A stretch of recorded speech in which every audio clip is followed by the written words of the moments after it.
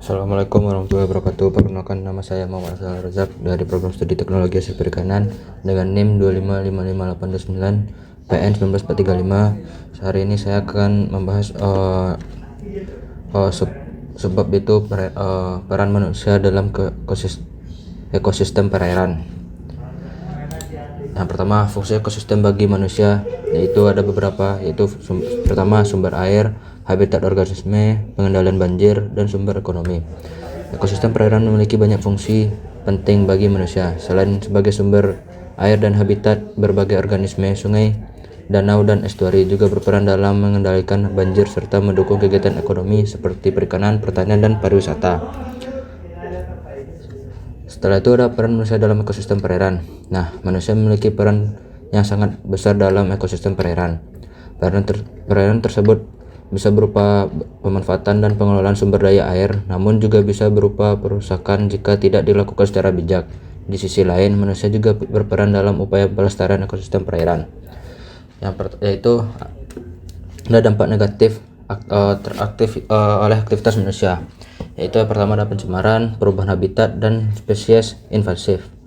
Aktivitas manusia yang tidak terkendali dapat menimbulkan berbagai dampak negatif terhadap ekosistem perairan. Di antaranya adalah pencemaran, perubahan habitat, dan serta masuknya spesies invasif yang mengganggu keseimbangan ekosistem.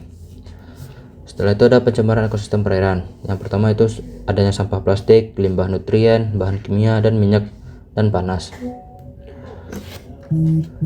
Pencemaran merupakan salah satu masalah utama dalam ekosistem perairan. Pencemaran dapat berasal dari sampah plastik, limbah nutrien yang menyebabkan eutrofikasi, bahan kimia berbahaya, hingga pencemaran minyak dan panas yang merusak kehidupan organisme perairan. Contoh dampak pencemaran perairan. Yang pertama itu penumpukan plastik, yang kedua ada dead zone, yang ketiga ada biokumulasi racun. Dampak pencemaran dapat dilihat dari penumpukannya plastik di sungai, terbentuknya dead zone akibat kelebihan nutrien, serta terjadinya biokumulasi dan biomagnifikasi zat beracun dalam rantai makanan organisme perairan. Setelah itu ada perubahan habitat perairan. Yang pertama ada alih fungsi lahan, pembangunan pesisir, dan penangkapan destruktif. Aktivitas manusia yang menyebabkan perubahan habitat perairan, alih fungsi lahan, pembangunan wilayah pesisir, serta praktik penangkapan ikan yang merusak dapat dan mengganggu keseimbangan ekosistem dan mengancam keberlangsungan hidup organisme air. Setelah itu ada introduksi spesies invasif. Yang pertama ada blas kapal, aquaculture, dan perdagangan ikan. Spesies invasif dapat masuk ke ekosistem perairan akibat aktivitas manusia, seperti melalui blas kapal, aquaculture yang tidak terkontrol, dan perdagangan ikan hias. Spesies ini dapat menggeser organisme lokal dan merusak keseimbangan ekosistem. Yang setelah itu ada poin, itu dampak positif peran manusia. Yang pertama ada konservasi, yang kedua ada rekayasa ekosistem, yang ketiga ada pengelolaan berkelanjutan. Selain ada dampak negatif, manusia juga memiliki peran positif dalam menjaga ekosistem perairan melalui berbagai upaya konservasi, rekayasa ekosistem, serta pengelolaan sumber daya secara berkelanjutan. Setelah itu ada konservasi dan rehabilitas ekosistem. Yang pertama ada rehabilitas sungai, vegetasi DAS, dan pencegahan erosi. Konservasi dan rehabilitas dilakukan dengan menjaga vegetasi di daerah aliran sungai serta melakukan restorasi sungai. Upaya ini bertujuan untuk memperbaiki kualitas air dan memulihkan fungsi ekosistem perairan.